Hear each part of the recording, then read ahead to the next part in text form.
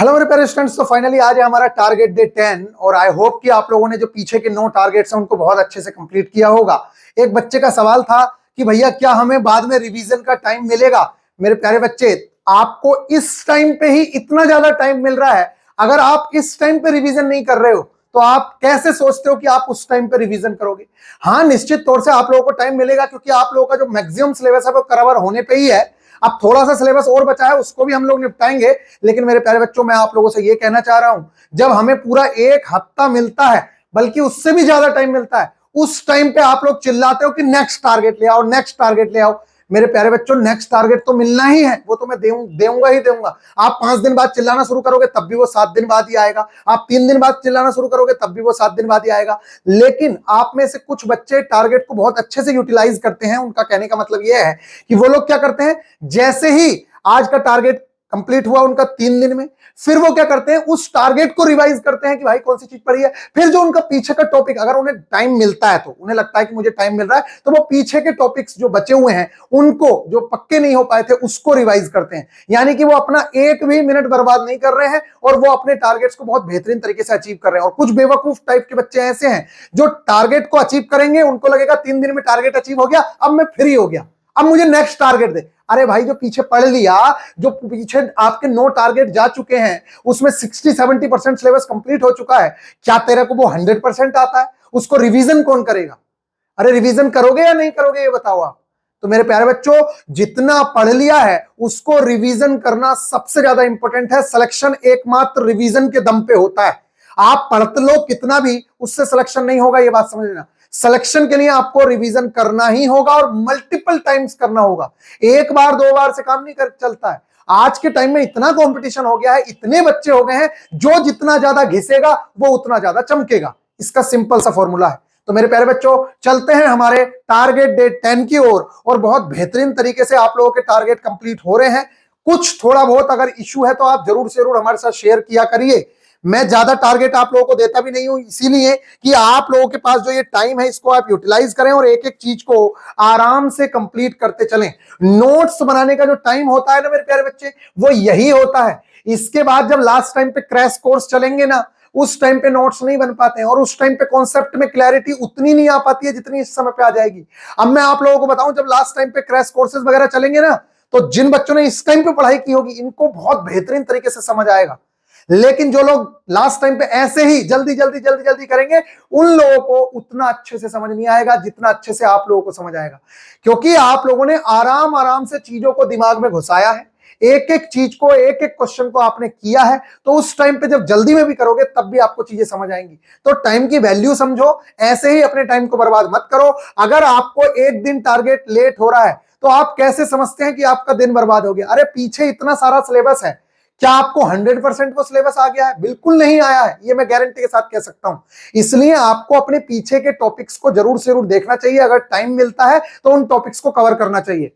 अब बात करते हैं static GK and current GK में हमारा क्या टारगेट है। तो इस बार स्टैटिक जीके का जो टारगेट है वो थोड़ा सा कम रखा है। उसके पीछे रीजन ये है कि साइंस में टारगेट हमने, और मैथ्स के अंदर टारगेट जो है वो थोड़ा सा ज्यादा है। ज्यादा भी नहीं है, अभी दिख जाएगा आप लोगों को। एक हफ्ते के हिसाब से बहुत कम टारगेट है। 10 प्रमुख उपकरण याद करने हैं। तो क्योंकि टारगेट कम है तो मैं कोशिश करूंगा कि 10 की जगह जो भी उपकरण बचे हैं 15-20, वो सारे के सारे उपकरण दे दूं, जिससे कि जब ये टाइम मिल रहा है तो इस टाइम को आप अच्छे से यूटिलाइज कर सकें। इसके बाद बात करते हैं कि हमने याद करना है 10 चिकित्सा संबंधी खोजें। आप लोग सोच रहे होंगे कि भैया ये क्यों करवाया जा रहा है। देखो, ये ऐसी चीजें हैं जो देखने में बहुत आसान लगती हैं, लेकिन जब क्वेश्चन आता है, क्वेश्चन भी आसान होता है, इनसे नंबर बड़ा सॉलिड मिलता है, लेकिन हम लोग अटेम्प्ट नहीं कर पाते क्योंकि हमें याद नहीं है। इसलिए इन चीजों को अगर आप धीरे धीरे याद करोगे तो याद हो जाएंगी। एक साथ आप पढ़ने बैठो, याद नहीं हो सकती। इसलिए हम लोग जो है, पहले हमने डेट्स याद की इंपोर्टेंट, फिर इंपोर्टेंट खोजे याद की, अब हम उपकरण याद कर रहे हैं। इन्हें एक दिन में ये टॉपिक्स याद नहीं होते हैं, इन्हें ऐसे ही याद करना होता है। तो 10 प्रमुख उपकरण एवं उनके कार्य हम लोगों ने याद करने हैं। 10 चिकित्सा संबंधी खोजे हम लोग करेंगे, जिसका कंटेंट मैं दूंगा जैन धर्म एवं बौद्ध धर्म। इसको हम कंप्लीट करेंगे। किसको? जैन धर्म एवं बौद्ध धर्म को हम लोग कंप्लीट करेंगे। ये हमारा static GK and current affairs का टारगेट है। इसके बाद जैन धर्म और बौद्ध धर्म क्यों कह रहा हूं मेरे प्यारे बच्चों, अगर कोई कहे कि मेरे को हिस्ट्री पढ़नी है, ज्योग्राफी पढ़नी है ग्रुप डी के लिए, तो मैं उससे कहूंगा हिस्ट्री ज्योग्राफी कुछ मत पढ़ो। पढ़ो सिर्फ लिमिटेड टॉपिक्स जहां से मैक्सिमम चीजें आती हैं, क्योंकि आप उतना पढ़ के जाओगे पेपर में फंसना नहीं है, ये पक्का है, पेपर में नहीं फंसता। जो इंपोर्टेंट पढ़ के जाओगे उसकी उम्मीदें रहती है कम से कम, चलो कम तो पढ़ा था तुमने, ये तो नहीं कि पूरा ज्योग्राफी पढ़ ली वहां से 1 नंबर का क्वेश्चन नहीं आया, पूरी अपने हिस्ट्री पढ़ ली वहां से 1 नंबर क्वेश्चन नहीं आया। इंपोर्टेंट चीजें करनी होती हैं, हर शिफ्ट में आपको क्वेश्चन देखने को मिल जाते हैं। जैन धर्म बौद्ध धर्म से रिलेटेड बहुत इंपॉर्टेंट है। इसी तरीके से महात्मा गांधी का जो पीरियड है वो बहुत इंपॉर्टेंट है, महात्मा गांधी से रिलेटेड क्वेश्चंस मिलते हैं। 1857 क्रांति के बाद का जो पीरियड है मॉडर्न इंडिया, उससे क्वेश्चंस मिलते हैं, लेकिन हमें बहुत डेप्थ में नहीं पढ़ना है, हमें ऊपर ऊपर की समझ होना बहुत जरूरी है। जिससे कि जैसे 20 नंबर की आप लोगों की जीके है, तो उसमें 10 से 12 नंबर का तो आप लोगों का स्टैटिक जीके, स्टैटिक और करंट ही मिल जाएगा। बाकी जो क्वेश्चंस हैं वो आप लोगों को यहां से देखने को मिलते हैं। मेरे प्यारे बच्चों, आगे हम बढ़ते हैं साइंस की ओर।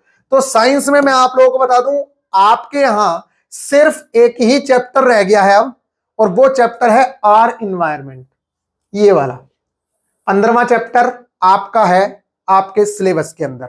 जो बाकी है ये अब सिलेबस में नहीं रहा है, जो आप लोगों का ऊपर दिख रहा है ना, sources of energy, important chapter है बहुत, लेकिन ये सिलेबस में नहीं रहा है। हमारे यहां सिर्फ आर इन्वायरमेंट सिलेबस में है। तो क्या हमें इस चैप्टर को नहीं पढ़ना चाहिए? मेरे प्यारे बच्चे, जब क्रैश कोर्स करवाएंगे ना तब नहीं करवाएंगे उसको, लेकिन अभी हमारे पास टाइम है, तो मैं आपसे कहूंगा ये आर इन्वायरमेंट जो चैप्टर है ना, ये तो छोटा सा चैप्टर है, छुटकू सा, इसमें तो 4-5 पेज ही है बस।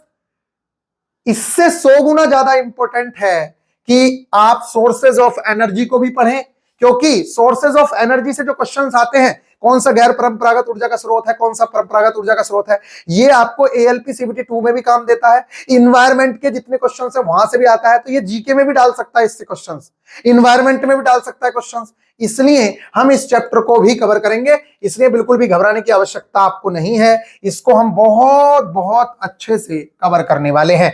तो मेरे प्यारे बच्चों, 10th साइंस का chapter number 14 sources of energy, ऊर्जा के स्रोत, इसको कवर करना है। आर इन्वायरमेंट, हमारा पर्यावरण, इसको कवर करना है। इसके लिए आप लोगों को जो आपके पास एनसीईआरटी है उस पे ज्यादा मार्किंग की भी आवश्यकता होती नहीं है, फिर भी आप कहोगे तो मैं प्रोवाइड करवा दूंगा जैसे बाकी की मार्किंग प्रोवाइड करवा रहा हूं, लेकिन इसके लिए ज्यादा इंपॉर्टेंट नहीं है। आपको एक एक लाइन उसकी पढ़ लेनी है और लेक्चर जरूर देखना है जो मैं लेक्चर प्रोवाइड करवाऊंगा, बस उतना करिएगा, उतना आपके लिए इनफ है। बाकी आप कहोगे कि भैया इसको पढ़ना जरूरी है क्या, तो मैं कहूंगा 100% जरूरी है। क्यों? क्योंकि मेरे प्यारे बच्चों, टीसीएस क्या करती है, सिर्फ और सिर्फ सिलेबस देखती है कि सिलेबस में क्या है, और उसके हर चैप्टर से क्वेश्चन उठाती है, हर चैप्टर से, हर लाइन से एनसीईआरटी के क्वेश्चन उठता है। इसलिए मैं कहूंगा कि भाई साहब स्किप नहीं करना है। आप कहोगे 2 चैप्टर दे दिए भैया, बहुत ज्यादा नहीं हो गया? कुछ ज्यादा नहीं है।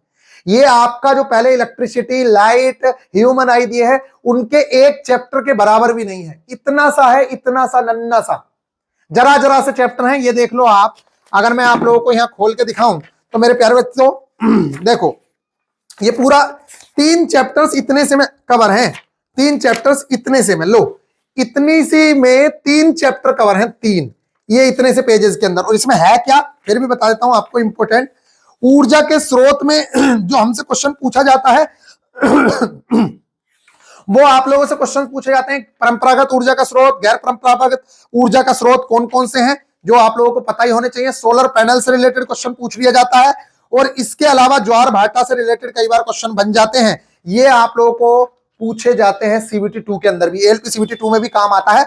महासागरीय तापीय ऊर्जा यानी कि ओशियन थर्मल एनर्जी, इससे भी रिलेटेड क्वेश्चन पूछे जाते हैं। फॉर्म पूछ ली जाती है, ओटीईसी की फुल फॉर्म पूछ लेता है, और नाभिकीय संलयन और नाभिकीय विखंडन, ये चीजें ऊर्जा के स्रोत के अंदर आती हैं, जो मोस्ट इंपोर्टेंट है, किसी भी एग्जाम में पूछी जा सकती है, रेलवे छोड़िए किसी भी एग्जाम में।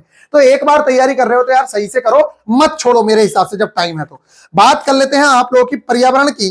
जब आप कहते हो पर्यावरण पढ़ना, तो देखो पर्यावरण में तो कुछ है ही नहीं, यहाँ पे 2-3 पेजेस दे रखे हैं बस इन्होंने, यहीं पे खत्म हो गया। तो इसमें पर्यावरण में इंपॉर्टेंट क्या है, तो भैया वही फूड चेन आपको पता होनी चाहिए, जो ये इससे लगातार क्वेश्चंस आते रहे हैं, आप लोगों को पता ही है इससे क्वेश्चंस आते हैं।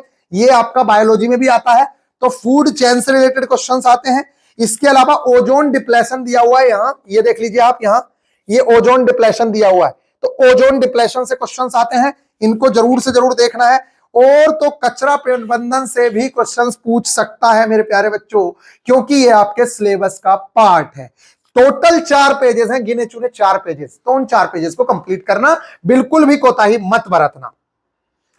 नेक्स्ट है, क्योंकि हम लोग हमेशा से एक फिजिक्स का चैप्टर लेते हैं और एक बायोलॉजी साथ में चलती है, तो एक नहीं लेते हैं। पिछली बार हाफ चैप्टर कंप्लीट किया था, इस बार जो बचा हुआ हाफ है उसको हम कंप्लीट करेंगे। पिछली बार एक बच्चा कह रहा था मेरे से कि भैया आपने एक साथ 3 चैप्टर दे दिए। मैंने उससे पूछा कि भाई, मैं मतलब पूछा मन में ही कि भाई एक बात ना, 3 चैप्टर थे कौन से? एक चैप्टर था सिर्फ मैग्नेटिक इफेक्ट ऑफ करंट, उसको आपने एक दिन में कंप्लीट कर लिया होगा, समझ रहे हैं? अगले दिन उसके प्रीवियस ईयर कर लिए होंगे। बाकी के 5 दिन क्या करोगे? तेल लगाओगे क्या? बाकी के दिन क्या करोगे? तो उस दिन के लिए आधा ही तो चैप्टर दिया था आपको, तो ये आधा चैप्टर अगर कर भी लिया तो कौन सी आफत आ गई? कुछ करेगा नहीं। जब अपनी कंफर्ट जोन से बाहर निकलोगे तभी तो सिलेक्शन होगा। कंफर्ट जोन में पड़े रह के सिलेक्शन थोड़ी होता है भाई। तुम सोचते हो मेरे को मेहनत ही ना करनी पड़े, नौकरी आके हाथ में रख दे, तो ऐसा नहीं होने वाला, ये समझ लेना। जब आप अपनी कंफर्ट जोन से बाहर निकल जाओगे, जहां पे तुम्हें मजा आता है ना, जब उस मजे से बाहर निकल जाओगे, यानी कि तुम्हें तकलीफ होना शुरू होगी कि यार बहुत पढ़ना पड़ता है, यार नींद आ रही है तब भी पढ़ना पड़ता है, तब सिलेक्शन के चांस बनेंगे, ये बात समझ लेना। अगर पूरे मजे मजे में रहते हो, कोई टेंशन नहीं रहती है, ना टारगेट की टेंशन है, ना सिलेबस की टेंशन है, ना एग्जाम की टेंशन है, तो सिलेक्शन नहीं होगा। ये लिख लो स्टैंप पे, समझ रहे हो आप? अपने दिमाग को ना उस तरीके का बनाओ जिस तरीके से सिलेक्शन हो सकते हैं। बहुत कंपटीशन बढ़ रहा है, इतना आसान नहीं है, और एआई का जमाना है। नौकरियां ऐसे जा रही हैं, पता नहीं चल रहा है, धड़ाधड़ नौकरियां जा रही हैं। आज 1000 लोगों की चलेगी, 2000 की चलेगी, ऐसे नौकरियां घट रही हैं। जो नई इन्वेंशन हो रही है एआई में, वही नौकरी खा के चली जा रही है। एक छोटी सी इन्वेंशन होती है, इतनी नौकरियां खा जाती है, समझ रहे हो? आने वाले टाइम में रोजगार बचने नहीं है, ये समझ लो आप लोग। तो नियंत्रण एवं समन्वय, इस वाले चीज को हम लोग कवर करेंगे। इसके बाकी के सिस्टम हम ऑलरेडी कवर कर चुके हैं। जैसे नियंत्रण एवं समन्वय में क्या है भाई साहब, आप लोगों ने नर्वस सिस्टम पढ़ा था, वही है इसके अंदर। तो नर्वस सिस्टम तो ऑलरेडी कंप्लीट कर चुके हो, यहां पे और कॉन्सेप्ट क्लैरिटी होगी। क्यों? क्योंकि हमें सिर्फ नर्वस सिस्टम नहीं समझना है, हमें एनसीईआरटी की एक एक लाइन पढ़नी है, इसलिए ये करना जरूरी है मेरे प्यारे बच्चे। नेक्स्ट है मैथ्स के अंदर टाइम एंड वर्क। पिछली बार क्योंकि टाइम ज्यादा मिल गया था, वही आप लोगों को पता है कि 1 हफ्ते के लिए चैनल ब्लॉक हो गया था, जिसकी वजह से आप लोगों को 1 से 2 दिन एक्स्ट्रा मिले हैं। तो मेरे प्यारे बच्चे, टाइम एंड वर्क तो हमने पिछली बार ही कंप्लीट कर लिया है बेहतरीन तरीके से। इस बार हम पाइप एंड सिस्टम कंप्लीट करेंगे। जबकि मैं आप लोगों को बता दूं, मैंने इसमें डाला है आप लोगों के टारगेट में कि आप इस बार क्या क्या करेंगे। टाइम एंड वर्क के कॉन्सेप्ट सीख लिए थे तो उसके प्रीवियस ईयर क्वेश्चंस करोगे, और पाइप एंड सिस्टम जो ये चैप्टर है, इसके हम कॉन्सेप्ट और पीवाईक्यू करेंगे। दोनों के कॉन्सेप्ट सेम टू सेम होते हैं, कोई भी अलग चीज नहीं है। अगर आपको ये पता है ए इतने दिन में काम करता है, बी इतने दिन में करता है, दोनों मिलकर इतने दिन में करेंगे, तो मैं लिख के दे सकता हूं, कोई भी बच्चा कर लेगा। अगर ए टंकी इतने घंटे में भरती है, बी इतने में भरती है, दोनों मिलकर इस टैंक को कितने भरेंगे, सेम कॉन्सेप्ट पे काम होता है। इसलिए कोई भी घबराने वाली बात नहीं है, दोनों के दोनों चैप्टर्स आप बड़ी आसानी से कवर कर सकते हो। आई होप कि आप लोगों को ये बातें समझ आ रही होंगी। तो ये चीज आप लोगों को कवर करनी है, दोनों चैप्टर्स बहुत अच्छे से। इसके अलावा रीजनिंग में हम लोग कवर करने वाले हैं मेरे प्यारे बच्चे ब्लड रिलेशन, और वो पूरा चैप्टर कवर करना है। ये नहीं है कि छोड़ दिया। आप कहोगे कि क्या भैया, अरे यार 2-3 घंटे का चैप्टर है, बाकी एक दिन में कवर हो जाएगा, फिर आप लोग प्रैक्टिस करो। अब जो ये कहते हैं कि हमें 1 हफ्ते में कंप्लीट नहीं होता, मैं उसे बताता हूं 1 हफ्ते में कंप्लीट होगा कैसे। 1 हफ्ते छोड़ 3 दिन में भी कंप्लीट हो जाएगा। आज जैसे उठाया, आज जैसे मान लेते हैं आपने कंप्लीट करना शुरू किया, तो आप 10 प्रमुख उपकरण याद कर लो, जैन धर्म बौद्ध धर्म की वीडियो देख लो। इसके साथ आज आप यहां से एक चैप्टर उठा लो, कोई भी एक चैप्टर जो तुम्हें कम लगे। तुम कहो कि चलो इन दोनों को नहीं कर रहे, नियंत्रण समन्वय मैंने पहले से पढ़ रखा था, इसको पढ़ लेंगे। इसको याद करने में कितना टाइम लगेगा? ज्यादा से ज्यादा 15-20 मिनट। और इसको पढ़ने में कितना टाइम लगेगा? आधा घंटा। इसको करने में कितना टाइम लगेगा? 1 घंटे की पहले वीडियो देख लिए, 1.5 घंटे की वीडियो बची है, उसको इस बार कवर करोगे। तो ये कितना टाइम हुआ? अभी तो टोटल 2.5 ही घंटे हुए हैं, और आधे से ज्यादा चीजें निपटने वाली हैं। Time and work already complete है, उसके प्रीवियस ईयर क्वेश्चंस देख लो आज, बाकी चीजें करो ही मत। आज इतना ही करो, उससे अलावा कुछ मत करो। अगले दिन आओ, पिछली वाली चीजों का रिवीजन करो, और आपने चिकित्सा संबंधी खोजें छोड़ दी थी, उसको कवर कर लो, याद कर लो, जिसे 15 मिनट में आपको याद हो जाएंगी। पुरानी वाली चीजों को रिवीजन कर लो, फिर आप एक चैप्टर यहां से उठा लो आज, ठीक है। और आज पिछली बार टाइम एंड वर्क के प्रीवियस ईयर किए थे, आज आप पाइप एंड सिस्टम के कॉन्सेप्ट सीखो, आधे, पूरे मत सीखो, सिर्फ आधे सीखो। इसके बाद अगर आपके पास टाइम है तो ब्लड रिलेशन उठाओ, ना तो मत उठाओ दूसरे दिन भी ब्लड रिलेशन। अब आ जाओ तीसरे दिन। तीसरे दिन तो ऊपर कुछ बचा ही नहीं है, क्योंकि गिने चुने इतने से ही टॉपिक थे। तीसरे दिन में आप यहां से एक चैप्टर उठा लो, सोर्सेज ऑफ एनर्जी। इधर क्या था, आधा चैप्टर पहले कंप्लीट हो गया था, आधा चैप्टर अब कंप्लीट कर लो, और फिर अगर आपके पास टाइम है तो ब्लड रिलेशन आधा कंप्लीट कर लो। समझ रहे हो? फिर अगला दिन चौथा आ जाएगा। इस तरीके से जब करोगे मेरे प्यारे बच्चों, तो कोई भी ऐसा चीज नहीं बचेगी जो आपको ना आती हो। बड़े आराम से आप टाइम को भी मैनेज कर लोगे, प्रैक्टिस भी कर लोगे, और प्रीवियस ईयर क्वेश्चंस भी देख लोगे। कुछ लोगों को लगता है कि सिर्फ लेक्चर देख लिया काम हो गया। मेरे प्यारे बच्चों, आप खुद सोचो, 1.3 करोड़ लोग हैं जो तैयारी करने वालों में नहीं है भले ही, लेकिन फॉर्म भरा है। उनमें से अगर 30 लाख भी तैयारी करने वाले हैं, तब भी मेरे प्यारे बच्चे 30,000 वैकेंसीज पे कितना टफ कंपटीशन है, ये समझ रहे हो आप? तो प्रैक्टिस मल्टीपल टाइम्स करोगे, रिवीजन मल्टीपल टाइम्स करोगे, तब सिलेक्शन होगा। सिर्फ टारगेट करने से या बुक्स पढ़ने से सिलेक्शन कभी नहीं हुआ किसी का भी। मल्टीपल टाइम्स रिवीजन और प्रैक्टिस से ही सिलेक्शन होते हैं। मिलेंगे नेक्स्ट वीडियो में, ख्याल रखिएगा। टेक